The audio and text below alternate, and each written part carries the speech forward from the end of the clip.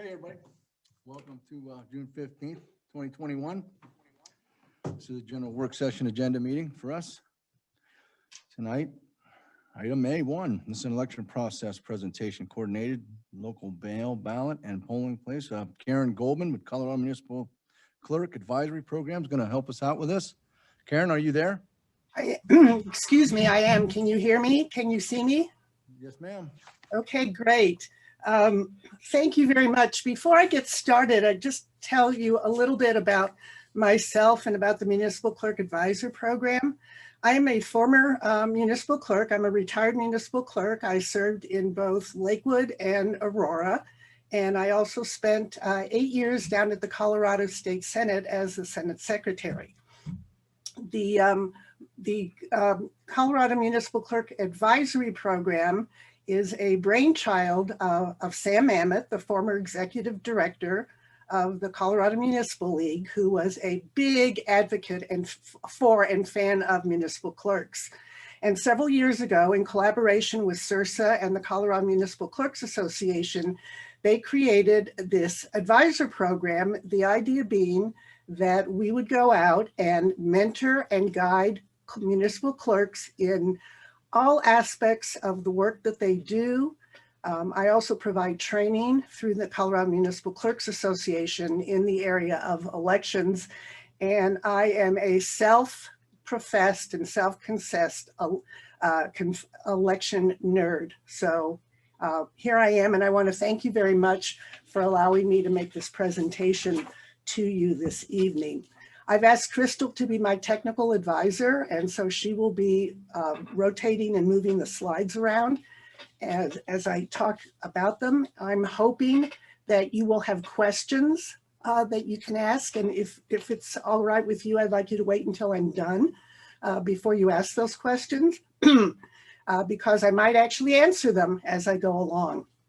So Crystal, if we'll go to the first slide, please. The first thing I want to do is I want to talk about municipal election types. And there are basically two types of municipal elections. There is the regular municipal election, and this is defined as the election at which board members are elected. For statutory towns, that is April of even-numbered years. For statutory cities, it is November of odd-numbered years. And for home rule municipalities, I like to say they can do whatever they want. And most home rule municipalities hold their elections in November of odd-numbered years. Then there is the special election. And the easiest way to identify what a special election is to understand that if it's not a regular election, it is a special election. Now, these most often occur as a result of some kind of citizen action, which would be a citizen initiative petition, a citizen referendum petition, or a citizen recall petition. And I have to tell you, there's a lot of that going on around the state these days. It also, a special election can be called by the governing body. If you decide that you want to put something on a ballot at a date other than your regular election, that is considered to be a special election. So those are the two election types. Now we're going to move on and talk about the forms of election. So Crystal, next slide, please. The first one I want to mention is a polling place election. And basically a polling place election is a one-day election where people go into a designated polling location and vote in person.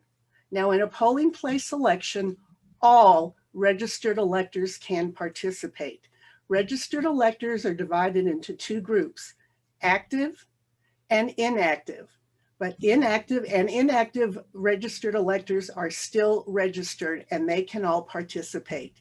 At a polling place election, in each location, you need a minimum of 3 election judges, and you make absentee ballots available. Now, absentee ballots must be formally requested, and they are requested by people who for some reason are not available to go to the polls on election days.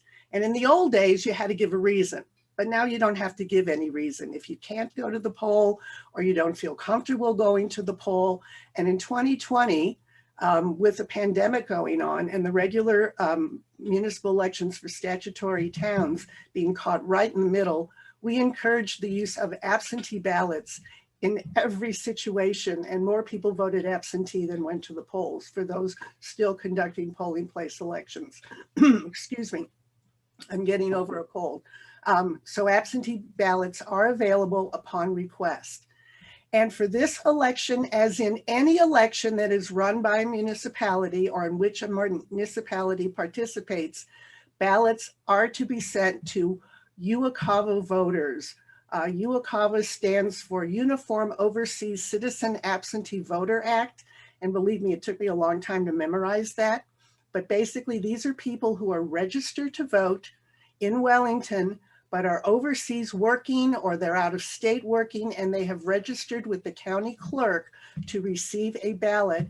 And these ballots go out 45 days before the date of any election. Next, please. Okay, so now we have a mail ballot election, and a mail ballot election is held over several days. And I put held in parentheses because once ballots are mailed out 22 days before the day of the election, then the ballots can be returned at any time prior to and up to 7 o'clock on the day of the election.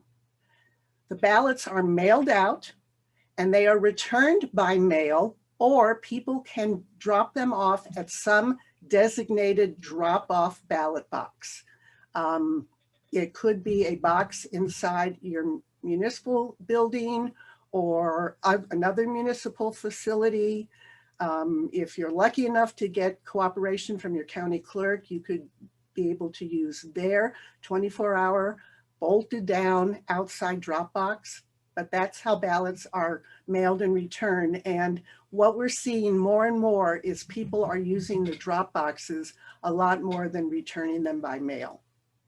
Now, in a mail ballot election, active voters, active electors are automatically sent ballots.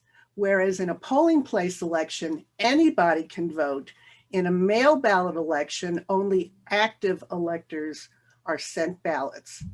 Now, inactive voters can activate and get a ballot, but there's a limit, and usually about 80 to 85% of the total registered electors are considered active. Again, you need a minimum of 3 election judges, and in a mail ballot election, signature verification is required. And when we talk about signature verification, in this context, what we mean is we are comparing the way people write their names against the way what is designated in the voter registration database that is maintained by the Secretary of State. And at the municipal level, we do this through free access through what's called DEO, or Designated Election Official Access, which all municipal clerks can obtain through the Secretary of State's office and do the signature verification. So that is required, and that's what signature verification means in a mail ballot election. Now, absentee ballots are available. They're not widely used, but they are available, and they can, again, upon request, they would be sent to persons who are not at their registered address during the time the ballots are mailed, which would be starting 22 days before the day of the election. So if somebody is in another state or somewhere other than at their address at which they're registered, they can apply for an absentee ballot. And this is important because mail ballots do not get forwarded. So it's important for people to understand that if they're not going to be available at the time the mail ballot election occurs, then they're going to have to apply, and they want to vote, they'll have to apply for an absentee ballot. Again, in a mail ballot election, we have UOCAVA voters. And another thing that I think is important to understand is that mail ballot elections are not mandatory for municipal elections. And there's still a lot of very small municipalities that are holding polling place elections. In fact, last July, I conducted election in a very small town in eastern Colorado. They had 79 registered electors and 77 people voted in their election, and it was a special election, and I thought that was very exceptional. You will note this exception to this not mandatory for municipal elections.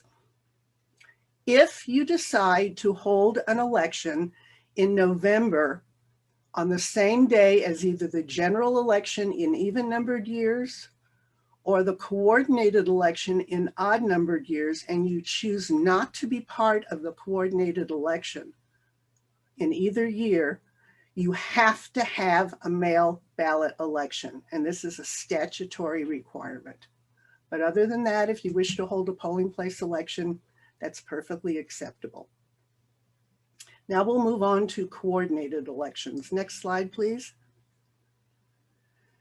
Without boring you with the details of the definition of a coordinated election, I think it's fair to say that a coordinated election is any election in November conducted by the county clerk. It again is held as a mail ballot election because, again, held is in quotations, because once the ballots are mailed out, they can be returned.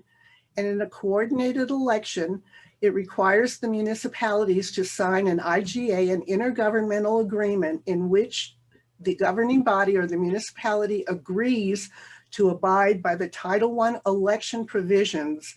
And let me speak to that for just a moment, and pay for all services rendered by the county clerk and recorder. We'll talk a little bit about cost toward the end. What I always remind municipal clerks is that up until the time that the ballot content is certified to the county clerk and recorder according to statutory deadlines, which is 60 days before the day of the election, everything in a municipal election is run under Title 31. But once you turn everything over to the county clerk and recorder, then he or she runs the election by Title I provisions. So it's probably more information than you need to know, but this is something that I always remind clerks when I provide training to them. So next slide, please. So now what I want to do is I want to move on to the responsibilities of a municipality in these various forms of election. So in a polling place election, it is the responsibility of the municipal clerk to do all of these things: create and print both the regular ballots and the absentee ballots, obtain the voter list from the county clerk, select and staff polling locations, how many ever, and making sure that you'll see further down to select the judges, 3 for each location. If you're going to have a TABOR issue, a ballot issue, it is the responsibility to create a TABOR notice for the item to be voted on, including receiving comments from registered electors for inclusion in the notice, and also providing financial data in accordance with statute and the Constitution. Again, select and train the election judges, provide space for and oversee any poll watchers who might be designated. Then you count the ballots, conduct a canvass of votes, which just basically is a verification of what the judges did in counting the votes, and then obviously mailing the ballots to UOCAVA voters. So all of these responsibilities belong to the municipal clerk in a polling place election. And this would be, in a polling place election. So the next slide, now we talk about a mail ballot election. Basically, the responsibilities are the same with 2 additions. The third item, which is to identify the ballot drop-off locations and to staff them. And by that, I mean that the ballot box has to be observed at all times. So if you have a ballot box inside your town hall, in the clerk's office, in the lobby, wherever you decide to do it, someone has to be there watching the ballot box at all times. So that is one additional. And then if you go down almost to the bottom, maybe just a little halfway, you'll see oversee and monitor the signature verification process, and also train your judges in how to verify the signatures. So those in a mail ballot election and a polling place election, the responsibilities are pretty much the same with the addition of these two in a mail ballot election. So finally, in a coordinated election, this is basically the responsibility of the municipality. And actually to the governing body, the mayor in this case, would sign the IGA, which the county clerk will provide. It is responsibility of the municipal clerk to create the ballot content and certify that content to the county clerk according to the deadline. If there's a Tabor issue, to create the Tabor notice, receive the comments. That would be the same that you would do in any type of election. You would participate along with county staff and other participants in a coordinated election to test the equipment before the election, and also to be involved in the canvassing of votes after the election, and then of course to pay for services rendered. And we'll talk again, along with the costs, we'll talk about that. And then the last slide talks about what the counties do in a coordinated election. They obviously will sign the IGA that they provided for you after the municipality signs it. They will include their ballot in the overall ballot content. They will print and mail the ballots to the active voters in Wellington, along with everybody else. They will include the Tabor notice that has been sent to them in the overall Tabor notice. They will do the signature verification. They will count the ballots, and they will conduct the canvass of votes. So all of these responsibilities, which would fall to a municipal clerk in a polling place or its own mail ballot election, will be handled by the county clerk in a coordinated election. Now, one point I want to make about a mail ballot election, and I think this is something that a lot of people don't know, so I'm going to now let you know, so that means a few more people will know this. When mail ballot legislation was first adopted in the early 90s, following the adoption of Tabor, and they were trying to figure out how to coordinate all these financial items from all these different jurisdictions at the same time, they created the mail ballot.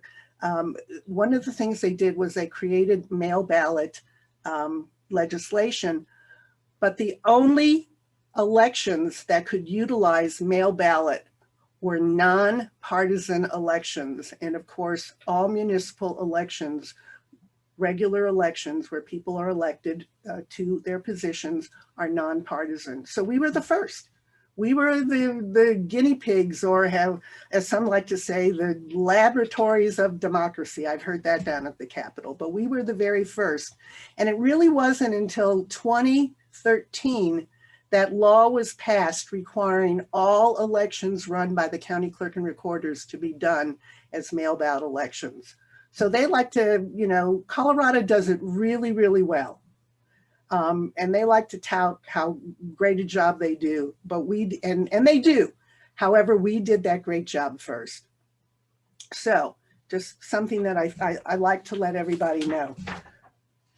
I know that when people are considering holding their elections as coordinated elections, one of the things that they are really, really concerned about is cost. And I get it, because elections are not inexpensive at all or anymore. I'm not sure they ever were. And in the places where I've worked, I've always been asked, well, how much is this election going to cost? And my answer, and believe me, I'm not being flippant, is I say, I will let you know when I get the invoice. And the reason I say that is because in a coordinated election, there are so many variables that determine the cost. For example, the number of participating entities. And I can tell you with certainty, because this is something I do know, that participating in a coordinated election in an odd year is going to be less expensive than if you participate in a coordinated election in an even year. And that's because one of the things they do is they prorate each municipality's or each entity's governing body, whether it be a municipality or a special district or a county or school district. They base it on the number of voters. The more people participating, for example, in an even year general election, think about our last presidential election where we had more people vote than like whatever before, the prorated cost for an individual would be much higher because of that. Other variables include the number of items on the ballot, how long your portion of the overall ballot is compared to the total ballot, whether you have a ballot issue and you have to have a Tabor notice and all these kinds of things. But the cost of participating in a coordinated election really can't be all that expensive because in doing some research for another presentation I gave last year before the Denver Election Commission, I got some statistics that showed that since 2017, 17 municipalities who held their elections in April of odd numbered years on their own went to the voters asking to move their elections to a November election date. And when I asked them why, the number one response is because it would be less expensive to do that. So I know that Crystal provided you with some statistics from your elections in 2018 and 2020. And there's a couple of ways you can look at the cost. You can look at the total cost, and you'll see that from 2018, the election, it cost $6,838 for 479 ballots cast, which turns out to be $14.28 per voter. It was a little over 9% voter turnout. For your mail ballot election in 2020, for 1,183 ballots, the cost per voter was $9.03.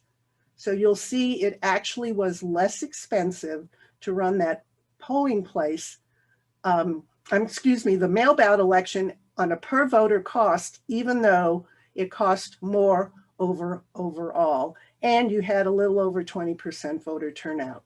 And it is true that mail ballot elections do result in a higher voter turnout.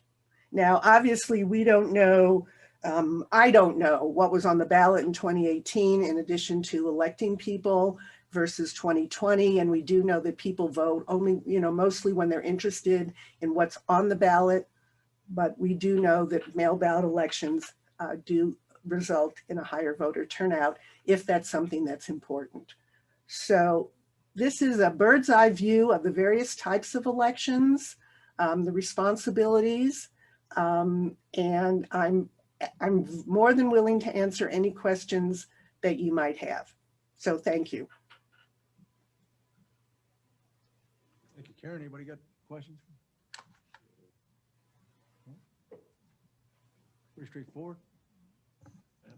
Couple of questions. So just to clarify, so because the county is holding a coordinated election and our special election has to be in November, we are required to either do the county ballot or a mail-in ballot. There is no option to do a polling place. Is that correct? That is correct. And that is in state statute. And I don't have it right in front of me. I can certainly send the citation to Crystal later and she can provide that to you. If you could, that would be great. I'll be happy to.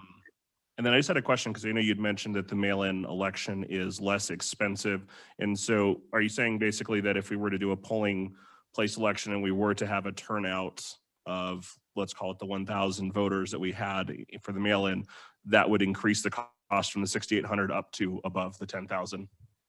Well, no, I can't say that. I mean, it's first of all, it's kind of an apples to oranges. One of the things I did notice in the information is that for the listing was for active registered voters in both 2018 and 2020, and again in 2020 There may have been more active registered voters in total in 2018 and not just active, which would then bring the per voter cost be higher and the voter turnout be even less. So. Okay, thank you. Okay, thank you, Karen, very much for that presentation. Appreciate it. We All look right, forward to well, these elections coming up. the ultimate decision is up to all of you. Mm-hmm. Okay. Well, thank you very much. I appreciate it. You bet. We appreciate it. All right. Bye. Oh, yes. Was there something else? No? No, ma'am. Okay. All right. Thank you again. All right, we see you. Next one, item 2 on our agenda. This is a 30% cost estimate for the wastewater treatment plant, WWTP expansion. Dave Myer. Let's hear about it, Dave. He's joining.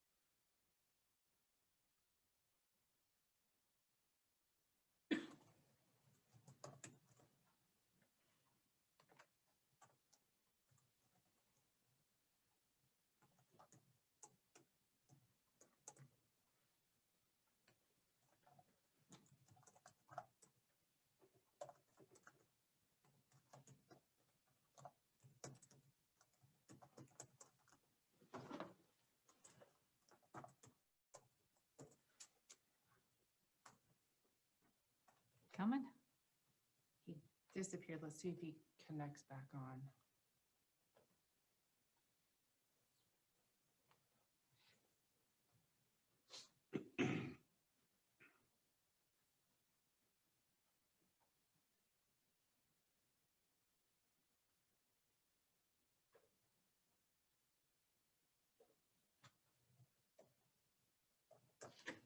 Better start warming up, Bob. You're reading through the PowerPoint. I think that's what that means. We'll give him another second or two. I have faith in your abilities, Bob. You can do this. I believe. Dave's trying to rejoin. Okay.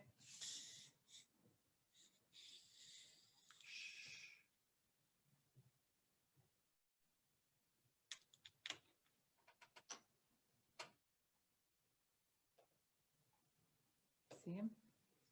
Okay. Bob, why don't you go ahead and get started? We'll make pull up the PowerPoint.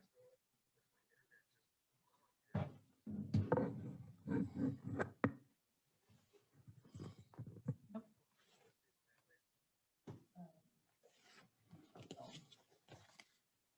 Keep going. Okay, well, I'll go ahead and get started and hopefully Dave can join us if this connection gets reestablished. We also have Mike Flores, the wastewater plant superintendent, who's been promoted to the panel, so he may weigh in here as we move along. So just a real brief recap of the written material that was provided. As most of you remember, we had originally conceptually budgeted this at 36 million, the wastewater treatment plant. That was based on the results of the master plan at that time. So extremely high level conceptual estimate.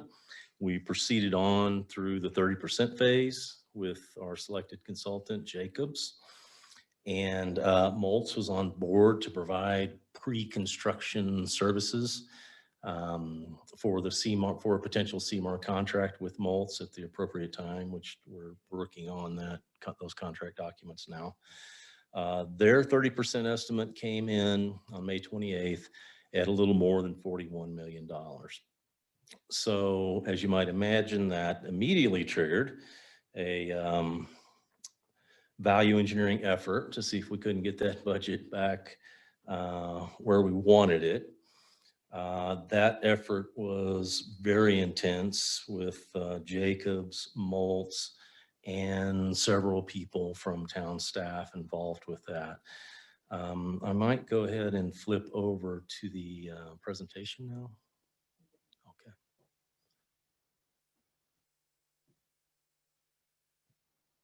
Blame the heat.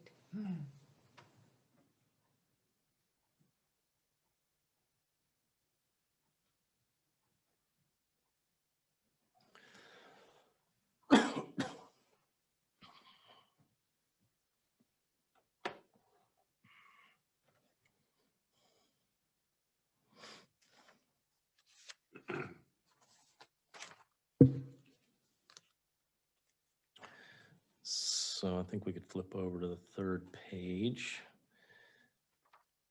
This is a little bit of detail on Moltz's estimate. There was many pages of additional information. This is just kind of a roll-up by general division.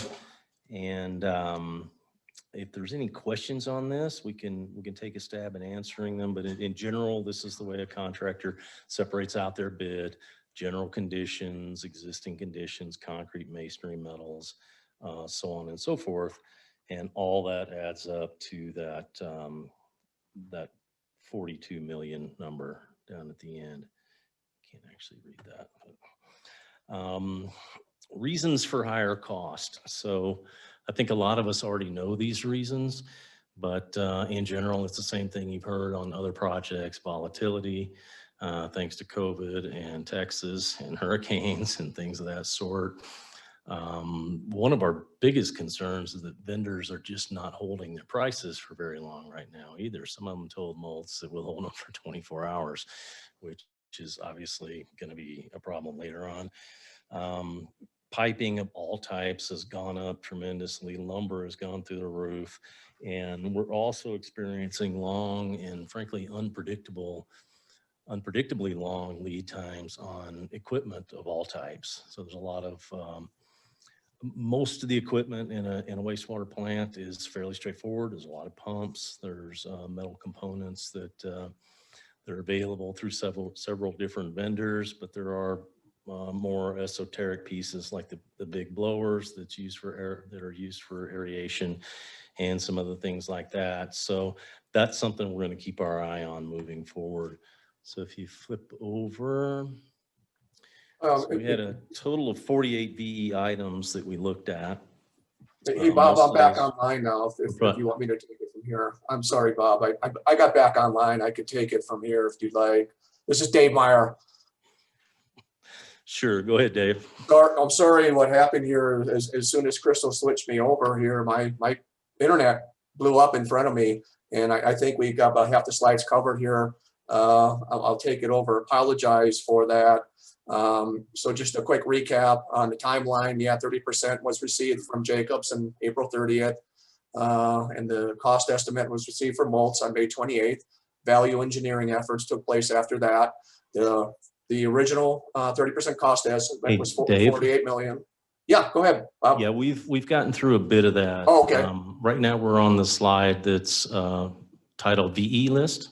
VE list. Okay. All right. So yeah, I'm with you now. Boy, I'm glad this was a workstation session, not a board meeting. Total 48 items were provided by Moltz.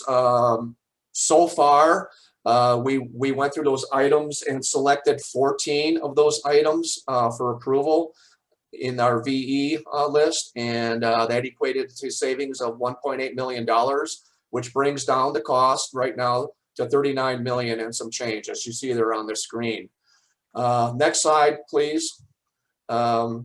So I thought I would include a picture of some of the VE or all of the VE items that we examined through that effort with Jacobs and Moltz. The ones that are initialed there, DKM, my initials, are the 14 that we approved of. And you know, you could scroll down the next couple pages there if you would, Crystal. The more pricier ones that we accepted. I'm going to turn the mic over to Mike Flores here, and he could talk for a couple seconds on a couple of those items that just to give you an example of some of the cost savings that we realized by going through these VE efforts. Mike? Yeah, thanks, Dave. Good evening, everyone. So, like Dave said, we went through a pretty good regimen of meetings to, you know, get this knocked down to kind of where we thought we would be at that 36 million. And a part of these VE items, our largest one that we decided to cut was the sludge drying beds. Currently, we have a sludge drying bed, but we only use it probably 6 months out of the year just due to freezing factor. So we thought that would be a good item to actually cut. Saves us $850,000, and it actually will eliminate some odor issues that we usually get in the springtime from piling sludge up all winter long. The second one that we decided to cut that was kind of a big ticket item for us was paving our quarter-mile long driveway up to the plant, and then the loop that we have inside of the plant there. This you know, saves us probably $450,000. It also prevents us from having to deal with damage that, you know, CSU's heavy equipment could cause, tractors, semi, stuff like that, coming through like the harvest seasons and stuff like that. It also will give us some credit toward the green, toward our green project initiative that we're trying to work on to get some extra funds for this project. And last but not least, we decided to cut out landscaping and drip systems. We decided that maybe just going with a natural type of landscape, grass, stuff like that, would probably fit us a little bit better, just seeing as how we're off the road, we're out of the public eye, you really can't see us from the frontage road. So we decided to keep everything just as natural as we possibly could. Okay, cool. Thank you, Mike, for talking about those. So, you know, as I mentioned, there are still, you know, about 30 items yet that we're still examining as we're moving forward in the 60% design efforts with Jacobs here to possibly incorporate those as well. So we're looking forward that more savings could probably be realized. Next slide, please, Crystal. So talking about the finances now. So that 30% cost estimate that I just showed you, the 39 million, was factored into that financial model that we've been sharing with the board. It was developed by staff. And different scenarios are still being looked at in that financial model with that number now, that 39 million, as well as adjustments to our 20-year expenditures within the sewer fund. You know, given the news we got last week that our collection system is in fairly good shape, we might be able to reduce some of those CIP projects in the next 20 years, or at least the next 5 years. So we'll be looking at that more closely. Judi and Finance Department, Tyler, are continually monitoring the American Recovery Grant monies that are available. We've got some good numbers in that we're thinking that we might be able to acquire from that source. Rest of the project team, as I said, will continue to explore all options to achieve further cost reductions as we move forward. So absolutely, cost reductions are a hot topic on every one of our design meetings every Thursday afternoon. We look at that very closely, and we're going to continue to do that through the course of this design. One of the things we're looking at right now, we have to make a call on that pretty quickly here, is on our influent pump station. We're looking at two different types. One of them is a dry well situation. Another one is the wet well situation. We could possibly save about $500,000 with that. However, of course, with that, there are other implications with you know, substantially increased labor costs, you know, more responsibilities of the operators to fix those things when they do go down. pump replacements, accessibility, safety. So all of those things we're weighing very carefully.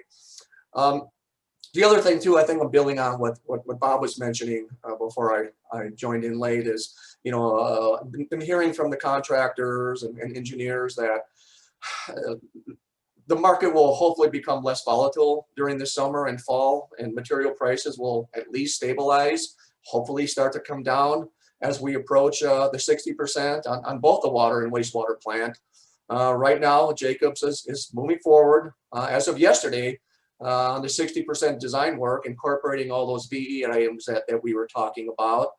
Our next go round here, the 60% design package, we're gonna get that in from Jacobs towards the end of August. About a month later, we'll get the 60% cost from Moltz at that time. The last slide is I just thought I would throw in a picture of our latest site plan at the wastewater treatment plant. The structures and buildings that are highlighted in yellow now are new, that would be incorporated into this phase of the expansion. That includes the bigger items would be the step feed process building that's on your upper left, the UV building off to the left there, that second rectangle down, and then the other one is the headworks building, the one kind of towards the left center over there. The other ones are aerators, aeration basins, and the clarifiers. So last slide, I think that's the end. So that's our 30% cost estimate. I have Kyle Snyder with Jacobs here, and I believe John Tucker from Moltz is on board. If you have any questions, we'll do our best to answer them. Thank you, and I apologize again for the glitch. Thank you, Dave. Any questions? Yeah. I had a couple questions. I saw on your VE list it said MCC. I didn't know what that was. Is that That's some sort of motor. piping? Yeah, that's motor control center. That's an electrical unit. Okay. And the other question is, I did see that the drying bed, I guess Mike might have addressed it, but so not having that there, does that have any impact on operations from the standpoint of efficiency? Or again, obviously it's put in for reasons, so taking it out, I was just kind of curious about. And it seems that Mike said that will reduce potential odors, I think is what he Yeah, might so have that said. really won't have any effect on our efficiency of process. Really, when you sit down and think about it, it's actually going to allow us to implement some redundancy in our dewatering equipment, which will actually free up probably one full-time employee 2 days a week. Currently, with our lack of redundancy in our current system, I really lose an operator for 2 days every week because they have to babysit that dewatering system, and then they're in a piece of equipment probably most of the time moving sludge around. With the new system, it's going to actually increase our efficiency to where we will dewater it and put it right into the roll-off, and we won't have to handle it 2-3 times. It's just going to be loaded up, the truck will back up, pick it up, and take off with it. So it's actually going to help us out quite a bit. Okay, great. Thank you for the clarification. Yep. Guys, got anything? Of all the items that were VE'd out,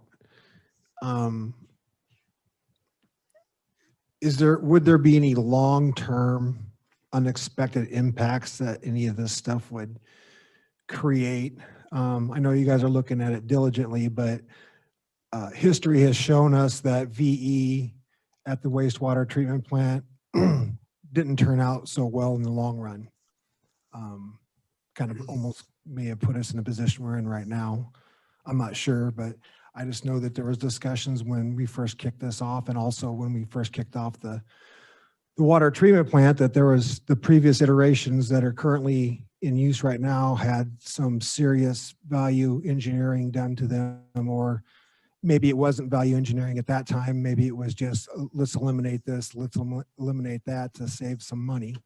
That has seemed to been cause a heartburn for some of the operators and just the overall reliability of the system. So I just want to make sure that as I very much appreciate the fact that we're looking at ways to save money up front, but I just want to be very, very, very certain that the money saved up front won't end up costing us in the long run.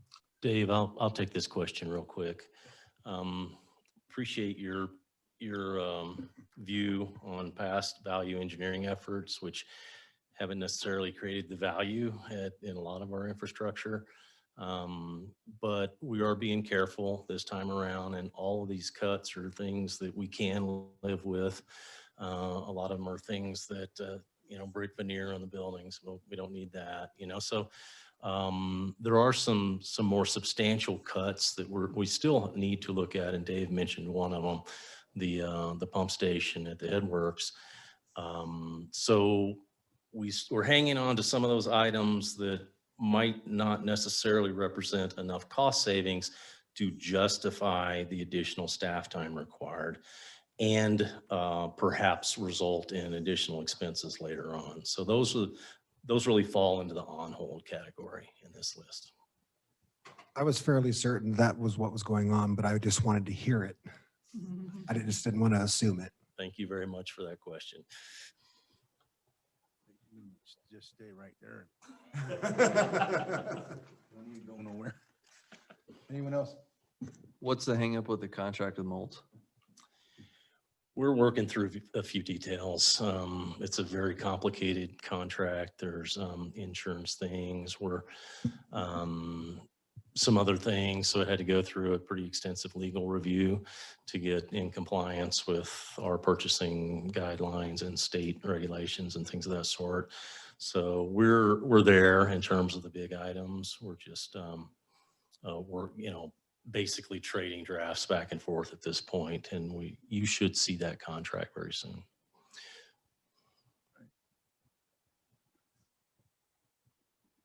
So I had a couple of questions, and again, not knowing what is what on there. I noticed that there were some large ticket items that were not on hold, but were declined. And those, I didn't add them all up, but just like the 6 top ones were about 668,000.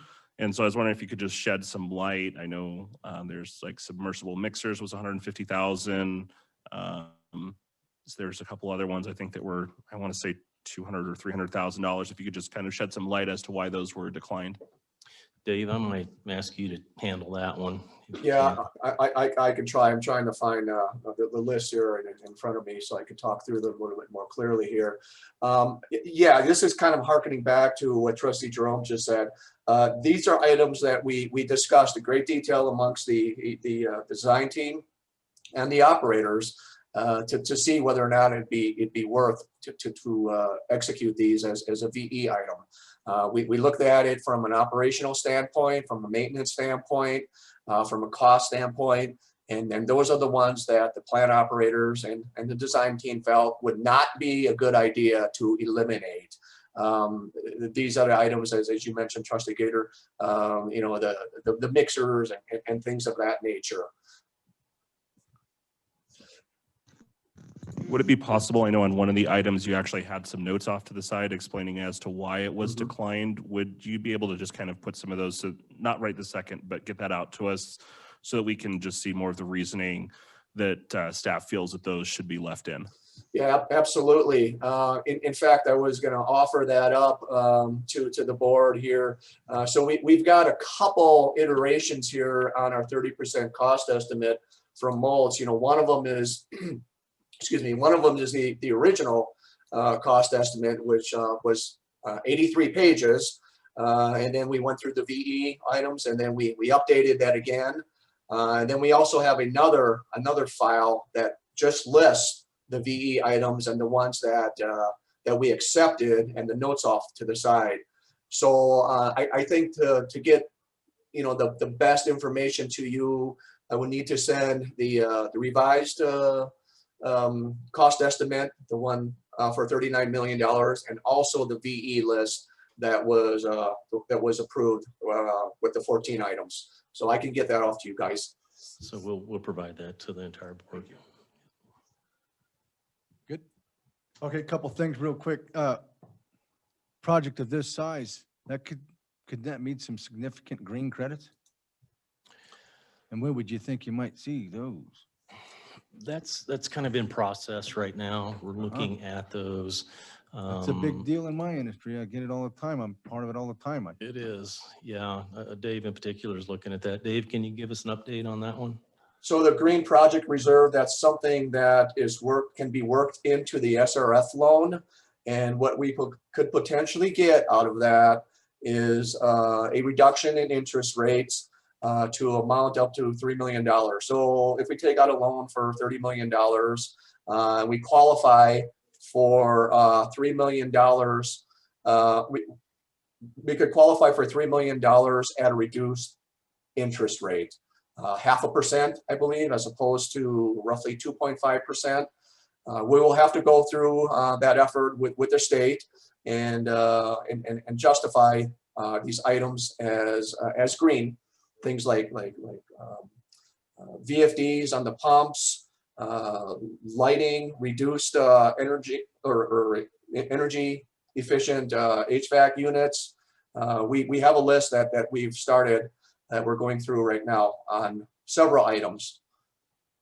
And part of the effort on something like this, as you know, is making sure that the money you might receive from that is pays for the extra cost of that. Of a green, Yeah. yeah. So Yeah, it's green upgrade it's the or kind of thing that always sounds good, but it does take a lot of work to work Well, to work through that and get to the right no, I think it's answer. really good that you're pursuing it. Absolutely. That's other monies out there. And that brings me back to my other question. We're receiving grants and other monies, so and we're pursuing them as well, and we're receiving things. Where do we apply those? Do we apply it to the cost of construction? Or where would we apply that kind of thing when it comes in? I think that kind of depends on the source of the money and the rules that come along with that money. Pretty much. I mean, we're not just you can't just take it off the $41 million budget or the 39 and Right. start deducting from there. The monies would be applied based on the criteria of the grant. All the grants that we have been looking at have very defined criteria that have to be established in order for the grant to even apply. So if we were awarded a grant, it would have to be applied to whatever area that was, whether that be the construction, the design. You know, they have, it's lined out. There are a lot of grants out there, and we are checking into each and every one that we No, I know hear about. it'll be an ongoing thing throughout Right. the life of the Yep. project. I get that. So it is, yes. So it is based on the criteria where that grant funding gets provided to. Even with the America Recovery Act funds that we've received right now, the criteria is infrastructure. So we're kind of waiting a little bit, and we'll meet with the trustees on that about how to move forward with that funding that we've received. But it'll just be interesting to see how we apply that and if we can, start whittling away at this Mhm. budget number. And that's the goal. But- That's the goal, Correct. right? Okay. And did I have one other thing here? Now, I assume that we're doing that at the water treatment plant as well. I know that's not part tonight, but. Yes, that's a correct assumption. Dual approach.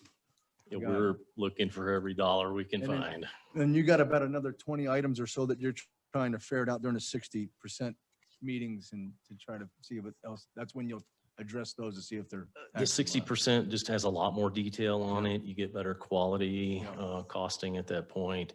And that would also provide information to clarify some of these VE items Yeah. that are pending, and perhaps even introduce, ideas for additional VE items at that point. Look forward to seeing it. That's all I got. Thank you, Dave. Anyone else? I just have one more thing. I was just sitting here thinking about that as you guys were talking. Because we're basically executing 2 construction projects simultaneously that are very similar in nature. I know we're using 2 different contractors. One contractor is doing the water treatment plant and one's doing the wastewater treatment plant, but we do have the same Jacobs that's involved in both.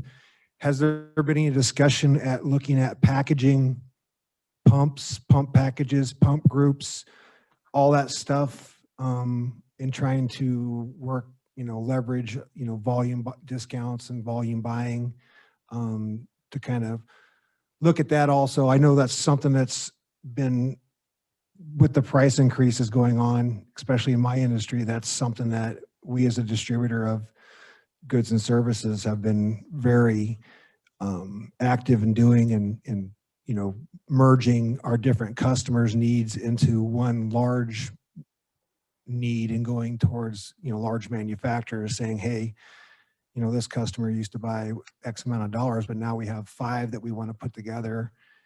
What can you do for us? So I didn't know if that had been discussed either. I know it's bringing a lot of people together, especially when it comes to the equipment. It sounds like the construction management company is more in charge of that than Jacobs would be. So then now you have to get 2 companies that are working on 2 different projects to kind of collaborate. I didn't know if that had been discussed with any of them yet or not. We've thought of that, and that's a fantastic idea. You said it. You said it just right. That would be a difficult thing to do, but I think that is something that we should continue to look at. Absolutely. There's, some things are common between the plants, but not as much as you might think, right? The pumps a lot of times are different types of pumps. Right. There's different types of pumps, but the same manufacturer. But there's a lot of wire in both. There's a lot of pipe in both. There's a whole lot of concrete in both. So, yeah, I think that's something we should and could look at. Especially the concrete too. Yeah. The subcontractor. Yeah. What's your discount for getting both Absolutely. projects? The materials, the steel and the concrete are materials that they both have to buy. Right. So yeah, that's a good. great idea. Good idea. It's absolutely correct. With the market the way it is, you just got to think outside the box. I mean, typically you would never mix these 2 projects into one common project, but at this point we're, when we're looking for anything to get cost reductions, it just makes perfect sense, because I mean they're going to be pretty much mirroring each other in the construction phases. It sounds like. So we were thinking more in line with trying to kind of standardize equipment between both plants, but yeah, we'll definitely take a look at that. That's a great idea. Bob, one of your biggest subs in here is the concrete. I mean, you've got some latitude in here during the CMR process to say, hey, guys, are we using 2 different subcontractors? What's an incentive for having, this guy pick up both projects? Absolutely. Fair question. Yeah. I mean, those are our 2 biggest items is concrete and electrical. So if we can standardize some of that, that would be great. we just made it a whole lot more complicated for you. That's okay. I think we're up for that. So if I could add to that, one of the things that the contractors will both be doing, and yeah, there'll be some overlap, I think, on the subcontractors. Electrical is a big one. INC is another big one. They'll be obtaining bids for those subcontractors. And with the town's approval, we will select the best qualified subcontractor for that type of work. Materials, masonry, and things of that nature. They'll be bidding out those prices, and I would reckon, and John Tucker from Maltz is here, he can add to this if he needs to. I would reckon that the vendors are out there that are supplying these materials know that this is for Wellington, whether it's the wastewater plant or the water plant, that they would work that into their cost bids for either hydro for the water plant or Maltz for the wastewater plant. But what I hear you saying, Trustee Jerome, is that maybe our 2 contractors could work together to get a deal on some of these materials. And yes, I think that we could talk to both of them about that. John Tucker with Maltz is on the call. He's probably not quite prepared to answer a question about that. So we might come back later. Sure. Nope, I get it. That's why this is a study session. This is for questions to be posed and answers to be returned if you don't have them. So, but that would be, I know that I personally, as a board member, would be very much appreciative if we could get our 2 contractors to do some type of communication. Obviously, town staff would have to be the intermediary and the liaison between the 2, or, maybe because they're kind of competing companies in essence, which I get, but we just need to figure out some way to leverage every aspect of this project to the advantage of the taxpayers. I see John's name flickering a little bit. Yes. John, would you like to weigh in? Sure. I do think that there's several subcontractors that are going to be definitely interested and probably give their best pricing because they're in the same area, can share some forces and everything on both plants. And we're also open to looking at however we can get the best value for the town. So we can definitely work through it, and we are absolutely open to it. And with everything on open book pricing, we can, you know, kind of compare and look and make sure that we're getting the best price for both plants. And I feel fairly certain that Hydro would be on board with that philosophy as well. Yep. Good ideas. All right. Appreciate it. Thank you. Thank you, Mr. Tucker. All right then. Thank you you. very much for the presentation. Appreciate that. Input? Got nothing else. Okay, thank you. We look forward to 60%. Okay, that takes us on to item 3, an update on the capital improvement studies. This is going to be presentation by Judi.